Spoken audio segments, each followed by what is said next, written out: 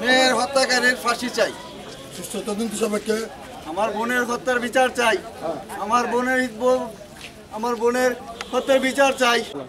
সাবিকুন নাহার হত্যার বিচার চাই, সুষ্ঠু বিচার চাই। নৃশংসভাবে নির্মমভাবে হত্যা করেছে সাবিকুন নাহার এবার হত্যার বিচার চাই, সূক্ষ্ম বিচার চাই।